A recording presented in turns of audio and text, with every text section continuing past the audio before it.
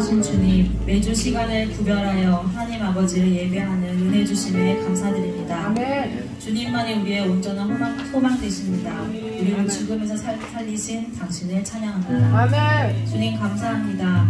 교회를 대표하여 목사님과 다음 세대 아이들 그리고 지체들이 필리핀 비전 트립을 잘 다녀올 수 있게 주님 함께하여 주심에 감사드립니다.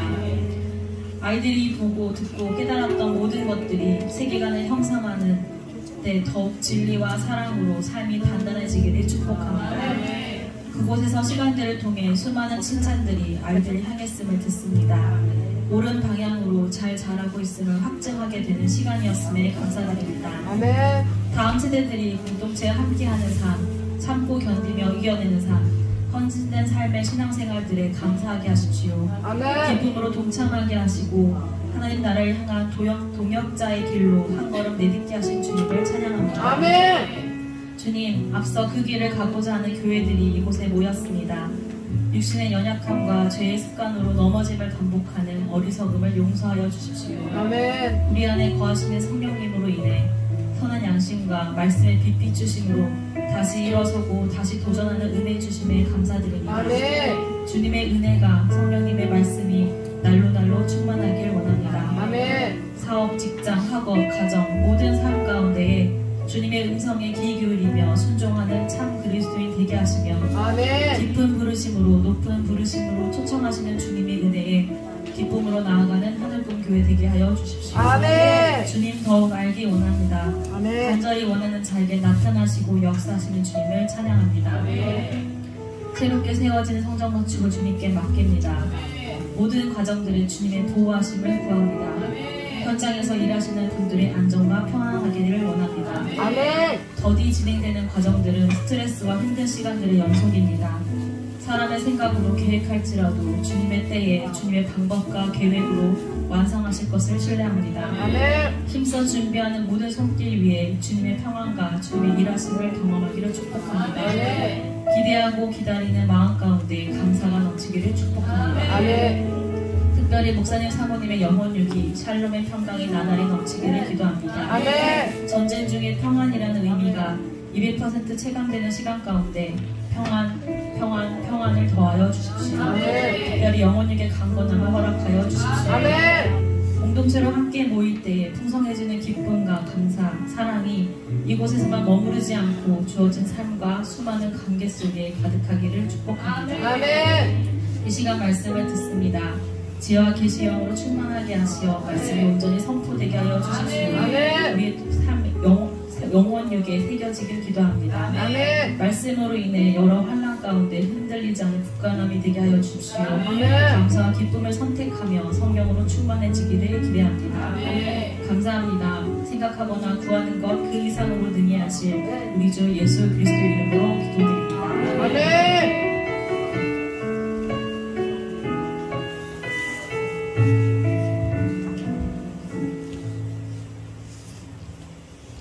교독문 52번, 10편, 119편 교독하시겠습니다. 청년이 무엇으로 그의 행실을 깨끗하게 하리이까 주의 말씀만 지킬 따름이니이다.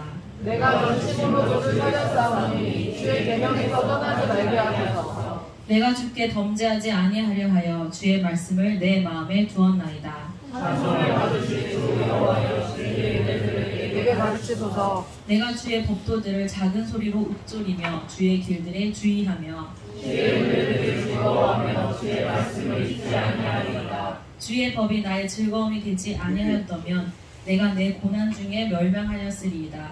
내가 주의 법도를 영원히 잊지 아니하오니 주께서 이것들 때문에 나를 살게 하시니이다. 나는 주의 것이오니 나를 구원하소서. 내가 주의 법도들만을 찾았나이다. 악인들이 나를 멸하려고 엮고오나 나는 주의 증거들만을 상상하겠나이다. 내가 보니 모든 완전한 것이 다 끝이 있어도 주의 계명들은 심히 넓으니이다. 내가 주의 법을 지키지 사랑하지요. 내가 그것을 종일 작은 소리로 들으리나이다. 말씀은 호세아서 11장 1절부터 11절 말씀입니다. 이스라엘이 어렸을 때에 내가 사랑하여 내 아들을 애굽에서 불러내었거늘 선지자들이 그들을 부를수록 그들은 점점 멀리하고 바알들에게 제사하며 아로 새긴 우상 앞에서 분향하였느니라. 그러나 내가 에브라임에게 걸음을 가르치고 내 팔로 안았음에도 내가 그들을 고치는 줄을 그들은 알지 못하였도다. 내가 사람의 줄 곧 사랑의 줄로 그들을 이끌었고 그들에게 대하여 그 목에서 멍에를 벗기는 자같이 되었으며 그들 앞에서 먹을 것을 두었노라. 그들은 애굽 땅으로 되돌아가지 못하겠거늘 내게 돌아오기를 싫어하니 아수르 사람이 그 임금이 될 것이라. 칼이 그들의 성읍들을 치며 빗장을 깨뜨려 없이 하리니 이는 그들의 기칙으로 말미암음이니라. 내 백성이 끝끝내 내게서 물러가나니 비록 그들을 불러 위에 계신 이에게로 돌아오라 할지라도 일어나는 자가 하나도 없도다. 에브라임이여 내가 어찌 너를 놓겠느냐. 이스라엘이여 내가 어찌 너를 버리겠느냐. 내가 어찌 너를 아드마같이 놓겠느냐. 어찌 너를 스보임같이 두겠느냐. 내 마음이 내 속에서 돌이키어 나의 긍휼이 온전히 불붙듯 하도다.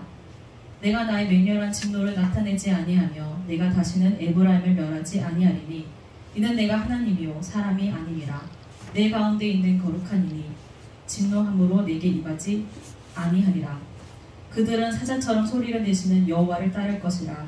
여호와께서 소리를 내시면 자손들이 서쪽에서부터 떨며 오되 그들은 애굽에서부터 새같이 아수르에서부터 비둘기같이 떨며 오리니 내가 그들을 그들의 집에 머물게 하리라. 나 여호와의 말이니라. 네. 목사님께서 하나님은 일하시고 인간은 망치고라는 제목으로 말씀 전해주시겠습니다. 우리 옆에 분하고 인사합시다. 사랑합니다. 축복합니다.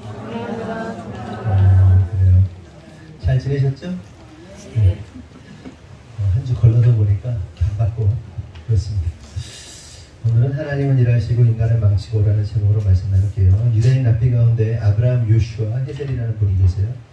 그분의 책 가운데 이런 이야기가 나온다고요. 오늘 제목처럼 사람은 망치고 하나님은 이루시고 라는 말이 나옵니다. 그러니까 말 그대로 사람은 망치고 하나님은 이루시고 인간의 역사 속에서 끊임없이 인간들은 뭔가를 이루려 하지만 결국 내어놓는 결과라는 것이 망치는 것이라는 거예요.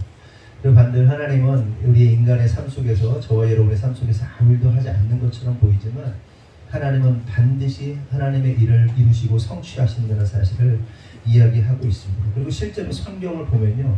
성경의 내용들이 전부 그렇잖아요. 하나님께서는 이루시고 하나님께서는 역사하시고 인간은 계속해서 뭔가 이루어 보겠다고 하지만 결국 망하는 길로 가고 있는 것을 볼 수가 있습니다.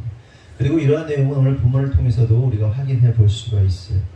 그래서 오늘은 일하시는 하나님과 그 일하시는 하나님의 역사를 회피하고 도망가고 결국 망치고 또 망하는 인간들의 모습, 그리고 그러한 망하고 망치는 인간들, 도망가는 인간들을 바라보시는 하나님의 시선, 아버지의 시선을 우리가 좀 살펴보도록 하겠습니다. 1절을 보면 이스라엘의 어렸을 때에 내가 사랑하여 내 아들을 애굽에서 불러내셨거늘 이라고 말씀하세요. 하나님께서 이스라엘이 어렸을 때 그들을 당신의 아들로 애굽에서 불러내셨다고 하시고 계세요. 그러니까 그냥 단지 불러낸 것이 아니라, 그냥 단지 사랑하신 정도가 아니라, 그냥 단지 구원해 내신 정도가 아니라 내가 너를 부를 때 아들로 불렀다는 거예요. 아들이 아닌데 너를 내가 아들로 삼아서 불러내셨다라고 말씀하고 계세요. 그럼 언제 불렀다는 거예요? 아주 어렸을 적에, 어릴 적에. 그러니까 쉽게 말해서 우리 말로 똥오줌 못 가릴 때, 똥오줌도 못 가리고 아무것도 아닌 너를 내가 불렀다. 그런데 그냥 부른 게 아니고, 그냥 구원한 게 아니고 내가 너를 아들 삼아서 불렀다라고 말씀하시는 거예요. 그러니까 이스라엘의 상태가 아무런 힘도 없고 아무런 능력도 없고 똥오줌도 못 가리는 그냥 그런 갓난아이 같은 상황 속에서 하나님께서 부르신 겁니다. 신명기 7장 6절에서 8절을 보면 다 같이 한번 읽어보겠습니다. 시작. 하나님 여호와께서 조상 만민 중에서 너를 자기 기업의 백성으로 택하셨나니 여호와께서 너희를 기뻐하시고 너희를 택하시는 너희가 다른 민족보다 수요가 많기 때문이 아니라 너희는 오히려 모든 민족중에 가장 적으니라. 여호와께서 나와 너희를 사랑하시고 말미암아 오늘 너희의 조상들에게 하신 맹세를 지키려 하심으로 말미암아 자기의 권위를 맹세로 너희를 인도하여 주시되 너희를 의중되었던 곳에서 애굽왕 가그의 손에서 구원하셨나니. 아멘. 읽은 것처럼 하나님은 이스라엘이 다른 민족보다 작고 힘없고 할 때에 그들을 사랑하심으로 구원해 내셨다 말씀하세요. 그럼 생각해 보세요. 여러분이 이스라엘이라고 생각해 보세요. 근데 우리가 이스라엘이 될 수는 없잖아요. 근데 그럼 여러분들이 아주 힘없는 사람이라고 생각해 보세요. 그러니까 여러분 주변에 살아가면서 어떤 사람들보다 힘도 없고 능력도 없고 돈도 없고 백도 없고, 그래서 날마다 두들겨 맞고 요즘 애들 말로 빵셔틀 당하고 일진에게 괴롭힘 당하고 살던 인생이었는데, 갑자기 어떤 멋진 친구가, 힘 있는 친구가, 능력 있는 친구가 딱 나타나서 여러분 구해줬다고 생각해보세요. 어때요? 와. 일진보다 더 센 애가 나타나가지고, 일진 애들은 나쁜 애들인데 그 친구는 정말 정의의 사자야. 정말 훌륭한 친구야. 그 친구가 나타났거든. 학생이 아니라도 여러분들 직장에서 맨날 치이고 차이고 무시당하고 맨날 구박당하고 맨날 욕먹고 매맞고 막 그런 사람이었다고 생각해보세요. 그런데 그런 여러분 앞에 어떤 멋있는 능력 있는 돈 있는 힘 있는 어떤 성품이 좋은 훌륭하신 사장님이 나타나셔가지고 여러분들을 구원해 내시고 직업도 주고 땅도 주고 집도 주고 어처구니 없게 여러분을 양자로 양녀로 삼았다면 여러분 어떻게 하시겠습니까? 여러분 어떻게 살아가시겠습니까? 그러니까 그런 쓰레기 같은 그냥 하류 인생, 3류 인생, 4류, 5류 인생, 진짜 흑수저 그런 흑수저도 없는 인생 살고 있는데 갑자기 딱 나타나가지고 탁 픽업해가지고 집도 주고 차도 주고 직장도 주고 일할 거 다 만들어주고 그러더니 너 내 아들 하자, 너 내 딸 하자 그랬다면 어떨 것 같으세요? 여러분이 그런 입장이라면 어떻게 살아가시겠습니까? 그 은혜 감사하여서 그 은혜에 합당한 삶 살지 않겠습니까? 그분이 원하시는 삶, 그분이 기뻐하시는 삶, 그치 내가 이런 은혜를 입었으니까 내가 그렇게 살아야지라고 당연히 그런 결정을 하게 될 겁니다. 인간이라면 말이죠. 그런데 문제는 인간이라는 존재들이 항상 보이는 모습은 어떻습니까? 그렇지 않아요. 안면몰수합니다. 배신합니다. 뒤돌아서서 등에 칼을 꽂는 것이 인간의 모습이에요. 이게 이스라엘의 모습이었습니다. 본문 2절을 보면 선지자들이 저희를 부를수록 저희가 점점 멀리하고 바알에게 제사하며 아로색의 우상 앞에서 분향하였느니라. 놀라운 일이죠. 기가 막힌 일이죠. 하나님께서 뭐라고 말씀하십니까? 하나님의 대리자들, 선지자들이죠. 선지자를 통해서 야 이리 와, 하나님께서 부르셔, 이리 와, 하나님 말씀대로 살자, 이리 와, 이리 와야 된다. 그렇게 살면 안 돼, 이렇게 살면 안 돼, 이렇게 살면 안 돼. 그런데 그렇게 살면 안 돼, 그렇게 하나님께서 부르신다고 말할수록 어떻게 했다? 점점 더 멀어졌다는 겁니다. 그런데 중요한 것은 그렇게 멀리 떠나는 것으로 끝내지 않냐고 바알에게 제사하고 바알에게 우상 숭배했다는 겁니다. 예전에 설교한 적이 있죠. 어떤 돈도 없던 찌질이 고시생이 절에 들어가가지고 고시 준비를 열심히 하고 있는데 그 고시 그 절 아래에 조그만, 우리 때는 이런 표현 안 쓰는데 조그만 구멍가게에 있는데 아가씨가 하나 있었던 거예요. 거기서 물건 사러 왔다 갔다 하다가 그 아가씨하고 고시생하고 눈이 맞은 겁니다. 이 고시생 찌질이잖아요. 찌질이. 그래서 이 찌질이를, 돈도 없는 찌질이를 이 아가씨가 뒷바라지를 해준 거죠. 그런데 결국 고시에 합격하자 어떻게 했습니까? 이 여인을 환시짝처럼 버리고 다른 집안의 좋은 여자에게 장가가버리잖아요. 근데 이게 실제 사건이잖아요. 이런 영화도 있잖아요. 실제 사건이고, 그리고 그 이후에 이것이 유경수 여사에게 들어가고 박정희 대통령한테 얘기가 들어가고 법무부장한테 들어가고 그 사람이 임용이 됐다가 잘리는 그런 일들이 있었죠. 그리고 박정희 대통령이 죽었을 때 강재규죠. 살인범이 강재규 맞나요? 김재규인가? 김재규죠. 김재규를 변호하는 변호사가 돼서 나타났다고 했잖아요. 악연이죠. 그 한 번의 그 나쁜 마음, 배신한 마음이 아주 인생 그 역사 속에서 꼬이고 역사 속에서 희한하게 돌아가는 걸 볼 수 있는데, 그런데 이 이야기 속에서 배신한 그 인간, 짐승보다 못한 인간이 누구예요? 오늘 본문에 이스라엘이라는 거예요. 그리고 그 이스라엘과 동일한 자들이 누굽니까? 오늘 살고 있는 저와 여러분의 이야기이라는 겁니다. 하나님께서 그 작고 어리고 똥오줌 못 가리는 이스라엘에게 은혜 주시고 아들 삼아 주시고 애굽의 억압과 고통 속에서 구원해 주시고 풍요로운 가나안 땅 주시고 얼마나 큰 사랑과 은혜를 주세요. 그런데 그들이 결국 그 은혜를 받고도 한 짓이 뭐예요? 떠나가는 거예요.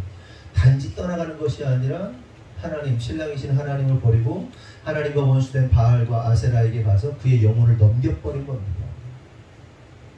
쓰레기죠. 근데 사실 오늘 오늘날 우리가 그 쓰레기 짓을 매일같이 하고 있잖아요. 매일같이. 이게 인간이에요. 이게. 여러분, 그렇다면 여기서 이런 이스라엘의 모습이 우리의 모습이 아닌지 한번 생각해 봤으면 좋겠어요. 한번 가만히 생각해 보세요. 여러분이 살아온 세월들 한번 생각해 보세요. 1년 전에나 3년 전에나 5년 전에나 10년 전에나 거지 깽깽이 같이 살던 나, 미래도 없이 희망도 없이 그냥 그렇게 별 볼 일 없이 똥오줌 못 가리는 흙먼지 쓰레기 같은 인생들 아니었습니까? 잘 생각해봐요. 지금 누리고 있는 것이 얼마나 큰지. 네? 아까 그 표현이 딱 맞아요. 거지 깽깽이에요. 5년 전, 10년 전. 아닌 분들도 있겠지만 희망도 없이 미래도 없이 그냥 막 살지 않았어요? 네? 거지 깽깽이에서 거룩함도 없고 정결함도 없고 다른 인생들처럼 똑같이 살아갔다고 생각할지 모르겠지만 쓰레기통 뒤지며 살던 인생 아니에요 우리가. 네? 쓰레기 주워 먹고 더러운 거 다 주워 먹고 온몸에다 더러운 거 다 바르고 다니던 그런 거지 깽깽이였단 말이에요. 그런데 그런 우리를 하나님께서 택하시고 자녀 삼아주시고 은혜 주시고 직업 주시고 가정 주시고 자녀 주시고 사업도 주시고 하나님께서 주신 풍요 가운데 우리가 지금 누리고 있잖아요. 그럼 우리가 어떻게 반응해야 하는 것이 맞습니까? 어떻게 반응해야 하는 게 맞아요? 하나님의 은혜에 합당한 삶을 사는 것이 당연한 것이죠. 하나님과 더욱더 멀어지는 것이 아니라 말씀 앞에서 하나님 앞에서 더욱더 나아가야 되는 거죠. 더욱더 나아가야 되죠. 말씀 앞에서. 말씀이 뭐예요? 말씀이 채찍의 기능이 있어요. 때리는 기능이 있단 말이에요. 하나님이 쓰러져서 좌절하고 절망할 때 위로하시지만 대부분 하나님 말씀은 후드려 때리고 후드려 깝니다. 지팡이와 막대기. 뭐라고 해서 지팡이는 때리고 쑤시는 게 지팡이와 막대기의 역할이라고 말씀하셨어요. 그 말씀 듣고 살아나는 거예요. 말씀 듣고 또 살아나고 정신 차리는 겁니다. 선지자들이 막대기하고 지팡이로 때리고 쑤시는 거예요. 아프죠. 그럴수록 주님께 더 가까이 가야 되는데 어때요? 그거 실패하고 점점 멀어지더니 결국 그 멀어짐의 결과가 뭡니까? 우상 숭배였다는 거예요. 여러분, 혹 우리 가운데 하나님과 멀어진 분이 계십니까? 혹 하나님에 대해서 그냥 매너리즘에 빠져서 하나님 나 교회 나오지 신앙생활 하지 나는 뭐 집사지 나는 공사지 뭐 나는 뭐지 뭐 이게 아니고 하나님에 대해서 무감각해지신 분이 계시다면 오늘 마음을 좀 새롭게 했으면 좋겠어요. 주님과 더욱더 가까이 했으면 좋겠어요. 자각하세요. 인지하세요. 목사님이 또 떠들고 계시구나가 아니고 내 지금 상태가 어떻지? 나 지금 맛이 갔네? 여러분 인생 가운데 삶에 어떤 변화들이 일어난단 말이에요. 그 변화들이 일어날 때마다요 사람들이요 맛이 가요. 돈이 없던 사람이 돈이 나타나면요 돈 때문에 맛이 가요. 자식이 없던 사람이 자식이 나타나면 자식 때문에 맛이 가요. 예? 문제가 있던 것이 문제가 풀려버린 맛이 간단 말이에요. 맛이 갔단 말이야. 예? 조금 듣기 싫은 소리 들으면 맛이 가요.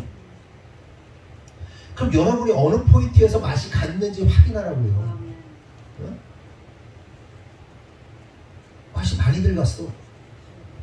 맛이 많이 갔어. 각각 다른 영역에서 맛이 갔단 말이에요. 저도요? 맛이 간 부분이 있겠죠. 찾는 거. 말씀 앞에서 여러분들에게만 선포하는 것이 아니라 이것이 이 말씀이 내 말씀이구나.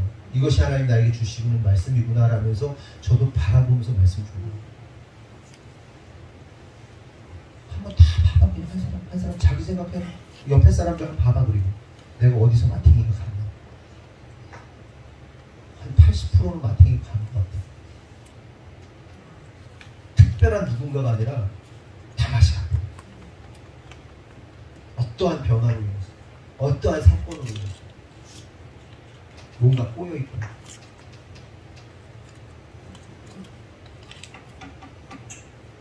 하나님 뜻대로 순종하기 위해서 하나님과 더 가까이 하기 위해서 애쓰셔야 돼요. 그렇게 하실 분만 오른손 들고 아멘 하세요. 네.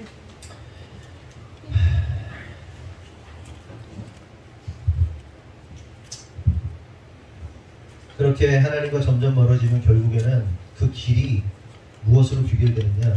우상 숭배로 귀결되게 되어 있습니다. 그러면 성도 여러분, 우리가 좀 정신을 차리고 하나님께서 주신 은혜에 반응하면서 살아가는 분들이 되기를 예수님의 이름으로 축원합니다.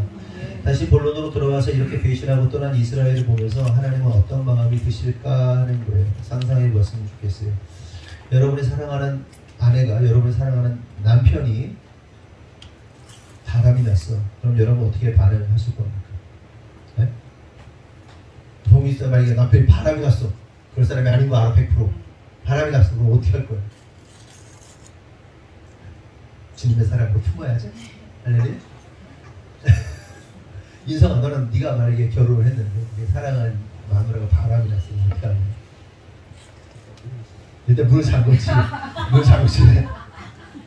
문 잠근 다음에 물어? 물어? 뭐해 그럼? 어? 뭐 할 것 같다고? 그 생각이 안 들어? 패닉 그 상태지? 그럼 혈집사님 어떻게 하실래요? 우리 운전집사님 바람 폈다고.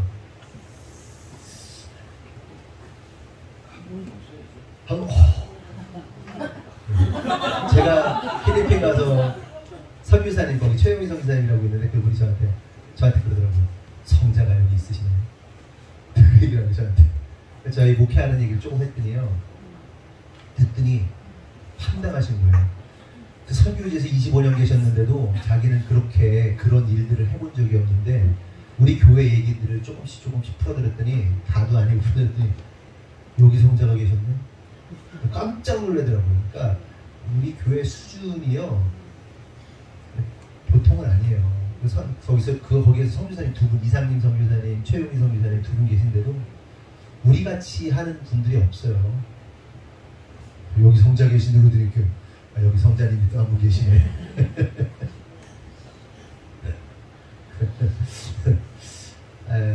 저라면요 쌍욕부터 하겠습니다. 이런 미친 띵똥 맞면서 할 수 있는 욕은 다 해야죠. 저주는 다 해야지. 이 쓰레기, 네? 안 한다고요?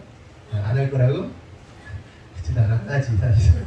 그러니까 여러분의 마음을 대변해서 제가 이게 하는 거예요. 온갖 욕을 다 하는 게 맞겠죠. 온갖 욕하고 저주하고 이런 이렇게 평상시 보니까 제가 안 할 사람이다 이거죠. 근데 좀 설교 스토리가 좀 이상해지는데 그럼? 혹시 여기서 나는 다 용서해주고 품어주겠다 하시는 분 있으세요? 주님의 사랑으로 나는 그 남편, 그 아내 끝까지 품겠다 하시는 분이 있다면 셋 중에 하나입니다. 첫 번째, 제정신이 아니거나, 둘째, 아내나 남편을 원수같이 여겨서 사랑하지 않거나, 셋째, 진짜 신적 경지에 오른 사람이던가. 그러면 참겠죠. 진짜 성품이 좋거나. 보통은 분노로 인해서 할 수 있는 욕, 저주 다 할 겁니다. 그럼 우리 하나님 어떻게 하실까요? 이렇게 배신해버린 내가 줄 수 있는 모든 축복을 줘가지고 아들까지 삼아줬으면 끝난 얘기잖아요. 다 주고 땅까지 주고 기업까지 주고 다 주고 다 줬는데 결국 얘가 한 짓이라는 것은 점점 멀어지더니 배신하고 떠났어. 그런 이스라엘 향해서 하나님께서 어떻게 하시는가? 3절을 보면 이스라엘 향은 하나님의 사랑과 일하심이 나오는데 다 같이 한번 읽어보겠습니다. 시작.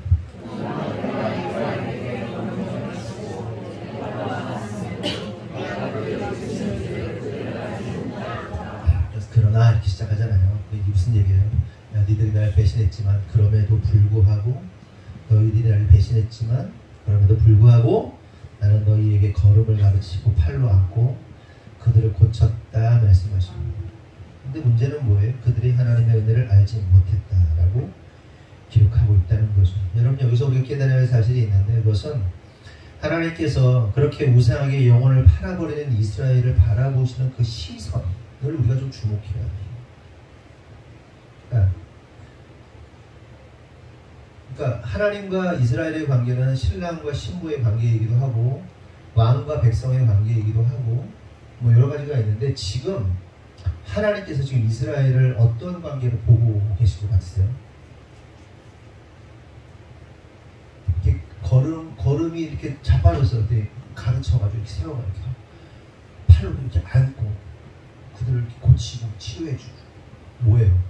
하나님이 아버지죠, 아버지. 이스라엘은 자기 자녀로 보고 있는 거야. 어린 자녀. 마치 부모가 어린 자녀를 바라보는 심정으로 보고 계시다. 그러니까 이스라엘의 영적 상태가 제대로 걷지도 못하고 자빠지고 넘어져서 팔로 안아서 인도해야 할 만큼 어린 자녀로 보고 계시고, 그렇게 어리기 때문에 얘네들이 잘못된 길을 가고 타락한 길로 갔다라고 이해해 주시는 거예요. 이해해 주신다는 것은 인정해 주신다는 게 아니라 이해하신다는 거예요. 네가 이럴 수밖에 없었구나 라고 부모의 심정으로 바라봐 주는 거예요. 우리 준현이가 뭘 잘못하잖아요. 부모의 마음을 가진 사람들은 이해해 주죠. 얘가 잘못한 것을 인정해 주는 게 아니에요. 이해해 줍니다. 이해되셨죠? 이해되셨죠? 네가 그래서 너무 어려서, 네가 너무너무 어려서 날 떠났구나 라고 이해해 주시는 거예요. 이게 무슨 마음인지 여러분 이해가 되십니까? 저나 제 아내가 자주 이런 얘기를 해요. 성도들이 가끔 어처구니 없는 일들을 할 때가 있어요. 어처구니 없는 행동, 어처구니 없는 판단, 어처구니 없는 생각, 막 왜 그러지? 이런 일들이 많아요. 그때마다 제 아내가 막 어떻게 그럴 수가 있지? 그러면서 제 아내가 막 이런 얘기를 하죠. 어떻게 그럴 수 있는 거 알아요. 왜 그런지 알아요, 제 아내도. 근데 답답하네. 아니 어떻게 그럴 수가 있는 거야? 라고 얘기를 해요. 그럼 제가 뭐라고 합니까? 그리고 잘 생각해봐. 왜 어떻게 그럴 수 있냐라고 생각하는 거는 그 성도가 어른이라고 생각해서 그런 거잖아. 근데 사실 그 성도는 나이만 먹었지 어른이 아니잖아. 근데 이건 우리 모두에게 해당되는 얘기예요. 영적으로 미숙하잖아. 신앙생활 수십 년 하면 뭐해. 영적으로 아직 어린 성도들이 많은데 실제로 그렇잖아요. 많은 성도들이 영적으로 어처구니 없는 짓을 할 때가 있어요. 왜 그런 거예요? 말씀드린 대로 영적으로 신앙적으로 어려서 그런 겁니다. 여러분 성숙하다면 어떻게 그럴 수 있어요? 성숙한 사람이 어떻게 그런 행동을 하고 어떤 판단을 하고 어떤 일들을 합니까? 미숙한 거예요. 어려서 그런 거예요. 어려서. 네? 어려서. 그런데 우리 안에 이런 이해함이 있어야 해요. 물론 답답한 것은 그 정도 훈련하고 그 정도 신앙생활하고 그 정도 말씀 들었으면 장성해질 만도 한데 그렇지 못한 모습을 볼 때 실망스럽지만 어떻게 합니까? 아직 다 잘하지 못한 걸. 그런 평가를 받는 성도는 속상할 수 있겠지만 어떻게 합니까? 그게 사실인 거예요. 근데 제가 하고 싶은 얘기는 이거예요. 하나님께서 이스라엘을 보실 때 이스라엘이 그 정도 은혜받고 그 정도 하나님의 말씀을 듣고 그 제사장을 선지자를 통해서 그 정도 훈련받고 율법을 지키고 그랬으면 그런 결과가 나와서는 안 돼요. 어떻게 그럴 수가 있냔 말이에요. 근데 어떻게 그런 결과를 내놔요? 왜요? 이스라엘이 영적으로 여전히 어린아이였던 거예요. 그래서 하나님이 어린아이 대하듯이 보고 계시잖아요. 제가 하고 싶은 얘기 뭐냐면 우리 안에 하나님의 마음을 갖는다는 것은 성도들을 향해서 그 미숙하고 연약한 성도들을 향해서 부모가 어린아이를 보듯 하는 그 마음들이 필요하다는 얘기를 하는 거죠. 그 마음을 장착할 수 있어야 한다는 거예요. 그 사람의 죄, 그 사람의 선택을 인정하고 그래 너도 맞고 나도 맞고가 아니고 잘못이지만 그 사람을 이해하는 영적으로 아직 어려서 미숙해서 하나님을 잘 몰라서 하나님 사랑하지 못하니까 그런 판단하는 거지. 하나님의 일을, 하나님의 역사 그걸 잘 모르니까 하나님의 은혜를 잘 모르니까 그런 판단을 하는 거지 라고 봐줄 수 있는 그 긍휼히 바라보시는 하나님 아버지의 마음을 가져야 된다는 거예요. 물론 이것만 가지면 안 돼요. 이것만 가지면 잘못이에요. 이쪽도 가지고 잘못은 잘못이라고 인정해야 되는 거예요. 동성애자가 있어. 한 영혼을 동성애자가 여기 서 있다고 보세요. 어떻게 봐야 돼요? 긍휼한 마음으로 봐야 돼요. 그죠? 당연한 거죠. 근데 그 사람의 죄를 인정해 주는 겁니까? 아니죠. 이게 정신 나간 거예요. 그래서 교회들이 그래 널 긍휼함으로 보고 그 사람의 죄를 인정해줘 버리는 그런 교회들이 있어요. 목사들이 있어요. 정신병자지. 근데 긍휼한 마음으로 보지만 그 죄는 죄로 여겨야 한다.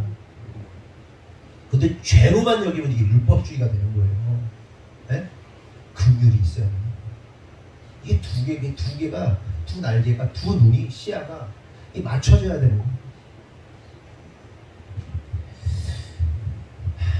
그래서 관련하여 신명기 1장 31절에서 32절을 보면 다 같이 읽어보겠습니다. 시작.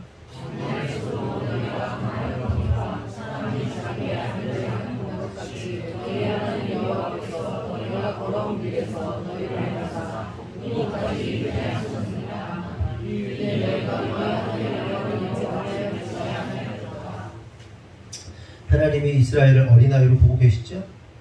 근데 아쉬운 점은 이스라엘이 이러한 하나님의 궁일과 은혜와 인도하심을 좀 알았으면 좋겠는데 알지 못했다는 게 문제예요. 그런데 이런 하나님의 은혜를 알았다면요, 사실은 더 이상 아이가 아닌 거죠. 그렇죠? 하나님의 그런 은혜를 아는 사람은 아이가 될 수 없어요. 하나님의 은혜는요, 장성한 자만이 알 수 있는 겁니다. 여러분, 영적으로 성숙한 사람과 영적으로 어린아이의 차이가 뭐라고 생각하십니까? 지금 말씀드린 것처럼 은혜를 아느냐 모르느냐의 차이예요. 다운이한테 제가 은혜를 알까요? 몰라요. 네? 근데 사람이라는 게 좀 그 은혜를 입은 사람이 좀 나이가 먹어도요, 은혜를 몰라요. 근데 진짜 그게 깨져야 그 은혜를 알게 되거든요. 제가 지금 제 모교회가 하늘샘 교회잖아요. 제1교회란 말이에요. 그 어르신들, 지금 뭐 권사님, 장로님들을요, 지금 되게 찾아뵙고 싶은 마음이 많아요. 학생 때, 어릴 때 우리 성가대 지휘해 주시고, 얼마나 내가 장난을 쳤는지, 장난치다가 선생님이 막 화도 내시고, 한정인 권사님이라고 그래요. 그 권사님 애쓰고 막 가르치고, 그분 너무 보고 싶어요. 제가 찾아가고 싶어요. 왜? 그분들이 우리를 키워냈다는 사실을 제가 작년에 깨달았어요. 작년 50 다 돼서 깨달았다고. 그분들이 우리를 키워낸 거구나. 그분들이 우리를 만들어내신 거구나. 나이 50대니까 깨달았어요. 그래야 성숙해져요. 얘네들 학생들한테 얘네들 뭐 은혜 이게 뭘 알아요? 몰라.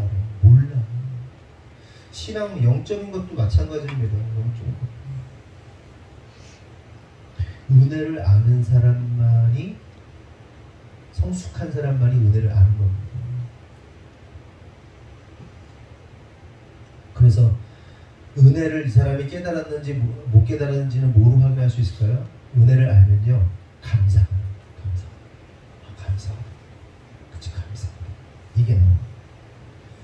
제가 지난번에 제 친구 어머니가 돌아가셔가지고 이제 거기가 지금 하늘샘에 있거든요. 갔더니 그 권사님들, 장로님들 몇 분 오셨더라고요. 평상시 제가 뭐 좋아하던 장로님, 권사님은 아닌데 제가 그분들 뵙자마자 얘기했어요. 뵙자마자 교회 미 목사님 어때요? 아니, 잘하고 건축하고 있습니다. 아이고 성공하셨네. 아이고 잘됐네. 막 격려해 주시고 그랬어요. 권사님, 장로님들 덕분에 저희가 저희 학생이었을 때 잘 자라고 믿음의 유산으로 우리가 이렇게 선 거죠. 너무 감사해요. 이렇게 제가 인사를 했던 기억이 나네요. 감사, 은혜. 성숙한 자들에게서 나오는 것이 은혜를 깨닫는 거고, 은혜를 깨닫기 때문에 감사가 나오는 겁니다. 하지만 하나님의 영적으로 미숙한 자들은 은혜를 몰라요. 그리고 은혜를 모르기 때문에 감사가 나올 수가 없습니다. 감사라는 말을 절대로 못합니다. 100%예요. 지난 10월 3일 새벽 3시쯤에 이제 필리핀에서 귀국했죠. 집에 왔을 때 한 3시쯤 됐나요? 네? 그쯤 됐나요? 2시 몇 분 됐나요? 2시 반, 2시 반. 지금 씻고 하니까 한 3시가 됐는데 필리핀에서 귀국했어요. 그리고 이제 바로 잠깐 자고 아침에 곧바로 이상희 목사님한테 갔습니다. 만나고 왔는데 그냥 피곤한지도 모르고 갔다 왔는데 진짜 죽을 것 같더라고요, 나중에.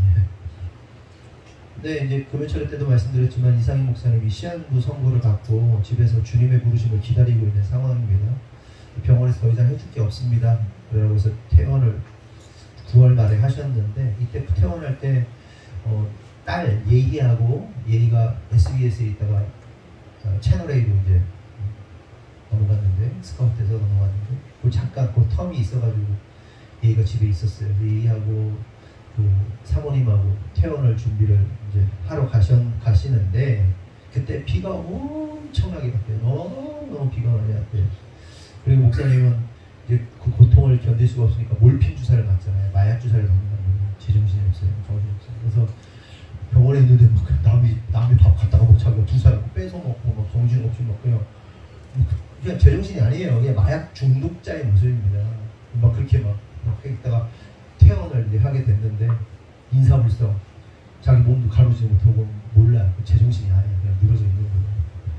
근데 그때 퇴원한다는 소식을 듣고 부탁을 하지 않았는데, 목사님이 안성에서 평택 그쪽에서 큰다리 교회 하실 때 섬겼던 교회 집사님 두 분이 그 소식을 듣자마자 그냥 불이 나게 그냥 목사님보다 더 빨리 사모님하고 예의보다 병원에 가야 된다 그래서 병원에 불이 나게 달려왔는데, 마침 그 휴가 나온 아들이 있어가지고 그 아들하고 셋이서 가고, 그리고 또 제 동기 목사죠. 이상희 목사님 저하고 같이 선교하던 그 박인규 목사라고 했어요. 박인규 목사님하고 사모님도 목사님이군요. 두 분.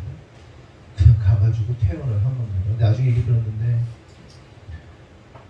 딸하고 엄마하고 목사님을 도저히 퇴원시킬 수 있는 상황이 아니었대요.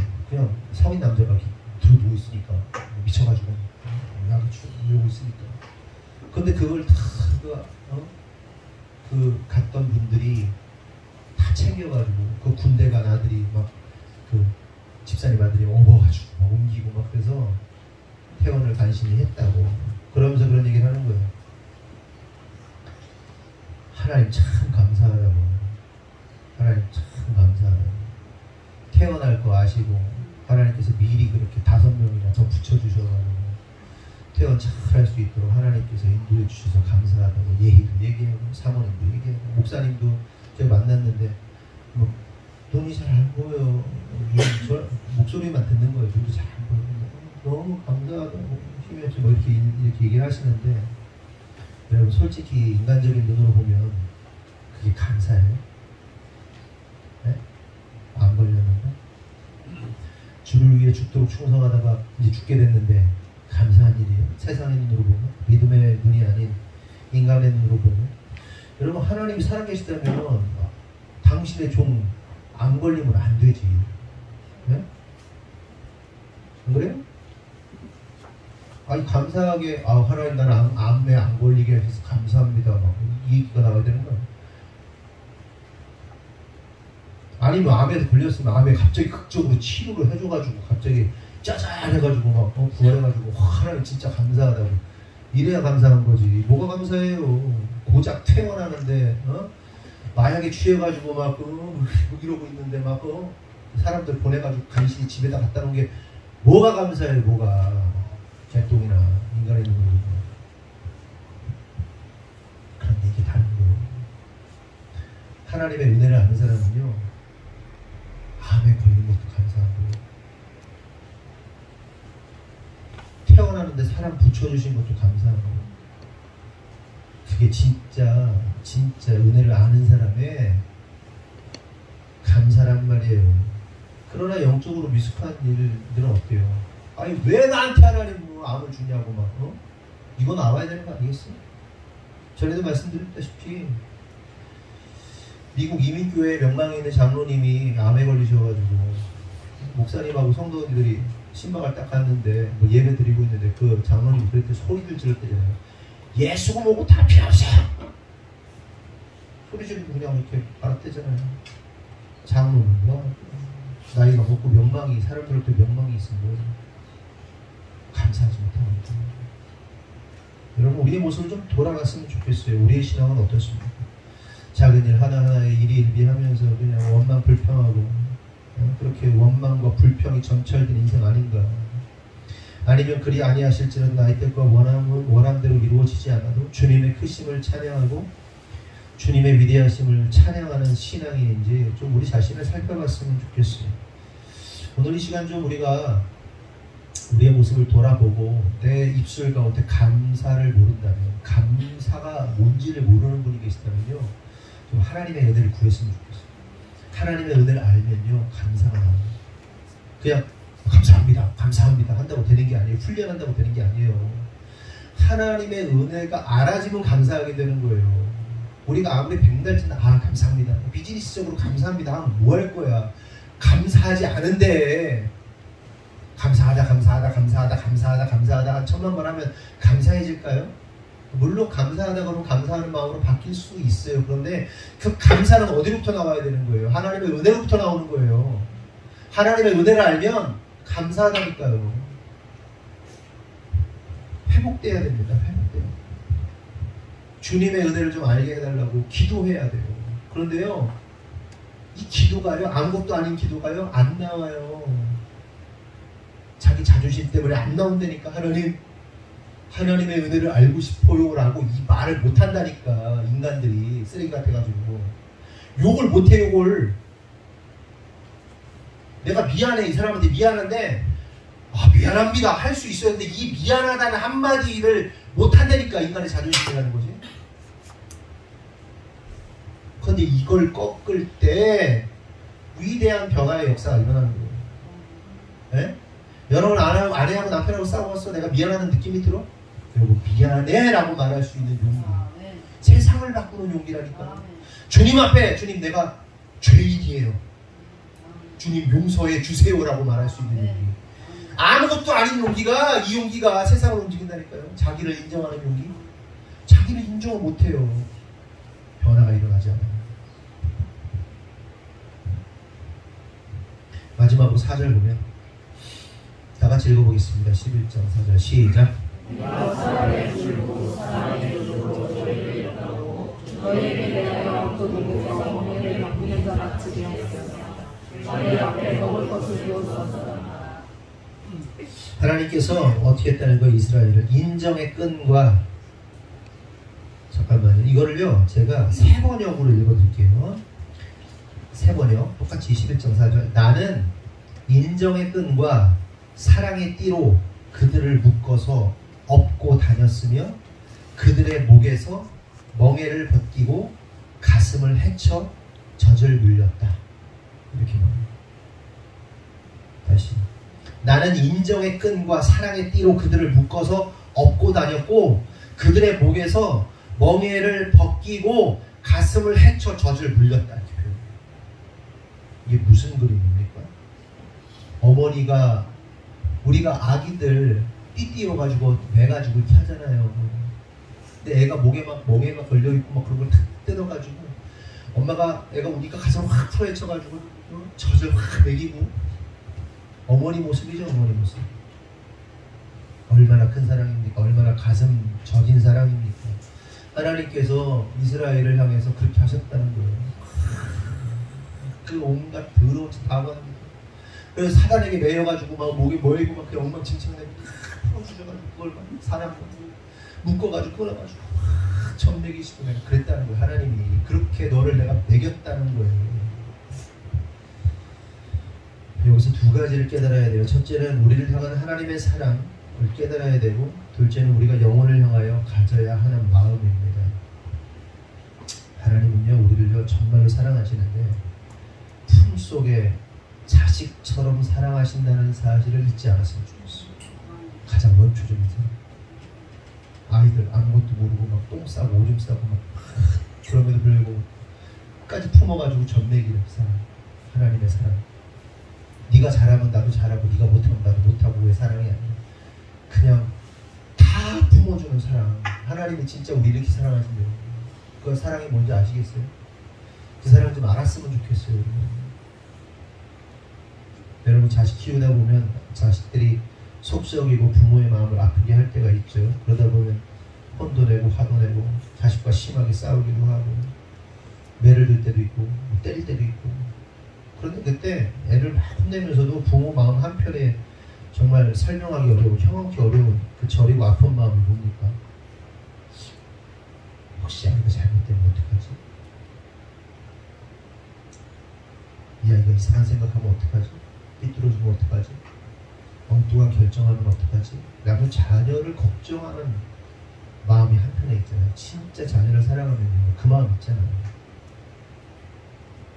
잘 되라고 혼내면서도 얘가 이걸 잘 이해하지 못해서 잘못되면 어떡하지?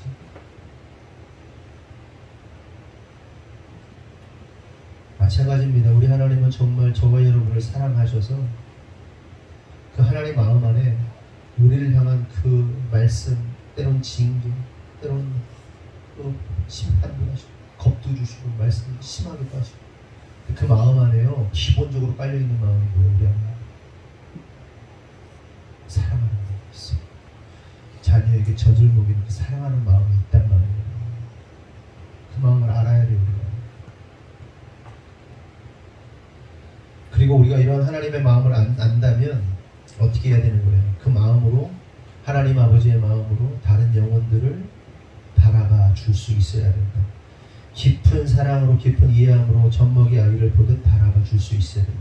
이게 왜 중요합니까? 이러한 마음을 가질 때 비로소 영혼 구원이 일어나고 하나님 나라의 완성이 일어나며 하나님의 뜻이 성취되기 때문에 그런 거예요. 저와 여러분이 더 깊은 부르심과 더 높은 부르심으로 나아가려면요 이 하나님 아버지의 마음이 있어요. 긍휼이 없는 거예요. 긍휼이 없는 거예요.